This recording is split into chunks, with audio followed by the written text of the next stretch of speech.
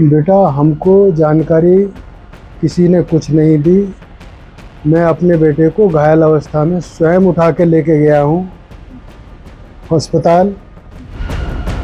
तारीख 3 मई 2024। जगह गाजियाबाद। यही वो दिन था जब गाजियाबाद के रहने वाले टाटा स्टील के बिजनेस हेड विनय त्यागी की हत्या कर दी गई। इस केस में पुलिस के हाथ अभी भी खाली हैं। लगातार सीसीटीवी फुटेज की जांच की जा रही है, लेकिन ना तो हत्या की कड़ियां जुड़ पा रही हैं, ना ही आरोपी का पता लग पाया है। तो वहीं इस पूरे मामले में परिवार ने प्लान्ड मर्डर की अंदेशा जताते हुए हत्यारों की जल्द गिरफ्तारी कर इंसाफ दिलाने की मांग पुलिस से की है। सुनिए इस मामले को लेकर मृतक के पिता ने क्या कहा। हाँ सर, बेटे विनय त्यागी की हत्या की गई है। क्या कुछ जानकारी आपको मिली, किस तरीके से सूचना मिलेगी? बेटा, हमको जानकारी किसी ने कुछ नहीं दी। मैं अपने बेटे को घायल अवस्था में स्वयं उठा के लेके गया हूँ अस्पताल, और मैंने 112 नंबर पर खुद फ़ोन किया है। एसीपी सिद्धार्थ 10 मिनट में मेरे पास हॉस्पिटल में पहुँच गए हैं। उनको मैंने सारी बात जो स्टेप बाय स्टेप थी वो बताई है। उसके बाद उन्होंने ये अश्योर किया कि अंकल आप परेशान मत होइए, हम आपको इस केस को खोल के देंगे। मेरी कहीं कोई रंजिश नहीं, मेरी बेटे की कहीं कोई रंजिश नहीं। मेरी जानकारी से अलग कहीं कुछ हो तो वो मैं नहीं कह सकता, लेकिन मेरी जानकारी में मेरे बेटे की या मेरे परिवार के किसी भी सदस्य की राजेंद्र नगर में, मेरे गांव में, मेरे अपने कार्यालय में मुझे कोई रंजिश नज़र नहीं आती। किस समय वो उतरे थे मेट्रो स्टेशन से, और किस समय आपने उन्हें घायल अवस्था में उठाया सर? बेटा, हमें कुछ पता नहीं कि वो कब आया कब गया। हमें तो सिर्फ ये पता है कि 11:30 बजे हमारे पास फ़ोन आया, कहा हमको पिक कर लो। हमने कहा लोकेशन दो, कहाँ पर हो, हम आपको पिक करेंगे। लोकेशन भेज दी। 1 मिनट बाद फिर फ़ोन कर दिया कि अब मत आइए, हम आप अभी घर वापस आ रहे हैं। ये 11:21 की बात है। 11:56 पे जब मैंने दोबारा फ़ोन देखा तो ना उसमें वो लोकेशन थी और न फ़ोन उसका बंद कर दिया गया। इसका मतलब इस टाइम गैप के बीच में उसको स्टैब कर दिया गया और कत्ल कर दिया गया। और इस कत्ल में मुझे ये पक्का विश्वास है कि कम से कम 2 से 3 लोग इन्वॉल्व हैं जिन्होंने उसको पकड़ के स्टैब किया है।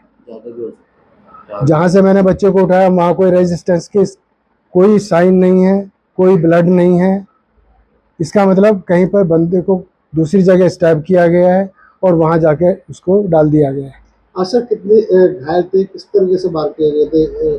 जो आपको इंजरी किस तरीके की, क्या चाकू से वार किया? इंजरी बहुत ग्रीवियस है। हार्ट को पंचर किया गया है पूरी तरह से। काफ़ी चौड़ा घाव है और पोस्टमार्टम रिपोर्ट आ गई है जिसमें उन्होंने बताया है कि इतना चौड़ा घाव है कि उसको दूसरे वार की आवश्यकता ही नहीं थी। 1 से 2 मिनट में हत्या हो जाती है। सर, लगता है कि प्रोफेशनल रहे हों हत्यारे परफेक्टली प्रोफेशनल हैं, इसमें डाउट की कोई बात ही नहीं है, क्योंकि जिस तरह से हत्या की गई है वो प्रोफेशनली लगते हैं और इसको प्रोफेशनल के अलावा दूसरा कोई कर भी नहीं सकता। आपको बता दें कि पुलिस की जांच के दौरान पता चला है कि विनय त्यागी घटना के दिन यानी कि शुक्रवार 3 मई की रात करीब 8:30 बजे राजबाग मेट्रो स्टेशन पर अकेले खड़े नजर आए हैं। इसके बाद रात के 11:21 पर उन्होंने अपनी बीवी को कॉल किया और लोकेशन भेजकर उन्हें पिक करने की बात कही, लेकिन कुछ मिनट बाद दोबारा कॉल कर खुद ही घर पहुंचने की बात भी कही, लेकिन विनय घर नहीं पहुंचे। जिसके बाद परिवार वाले उनकी तलाश में घर से निकले तो साहिबाबाद क्षेत्र के राजेंद्र नगर इलाके में खैतान पब्लिक स्कूल के पास एक नाले में लहूलुहान हालत में विनय अपने परिवार को पड़े मिले। उनके शरीर पर चाकुओं के कई वार थे। फौरन परिवार उन्हें हॉस्पिटल लेकर पहुंचा, जहां पर डॉक्टरों ने उन्हें मृत घोषित कर दिया। आज दिनांक 4 मई 2024 को थाना शालीमार गार्डन पर नरेंद्र मोहन अस्पताल द्वारा एक मेमो प्राप्त होती है कि एक व्यक्ति को उनके परिजनों द्वारा घायल अवस्था में अस्पताल लाया गया, जहां उनकी मृत्यु हो गई है। पुलिस द्वारा जांच से पता चला कि मृतक विनय त्यागी उम्र करीब 40 वर्ष सेक्टर 5 राजेंद्र नगर थाना साहिबाबाद के निवासी थे, जो कि घायल अवस्था में उनके परिजनों को खेतान पब्लिक स्कूल ग्राउंड के पीछे प्रेम गली थाना शालीमार गार्डन में मिले थे। तत्काल ही पुलिस द्वारा 3 टीमें बनाकर सीसीटीवी फुटेजेस तथा सर्विलांस की सहायता से इसका अनावरण करने हेतु प्रयास प्रारंभ कर दिए गए। तहरीर प्राप्त कर सुसंगत धाराओं में मुकदमा पंजीकृत किया जा रहा है।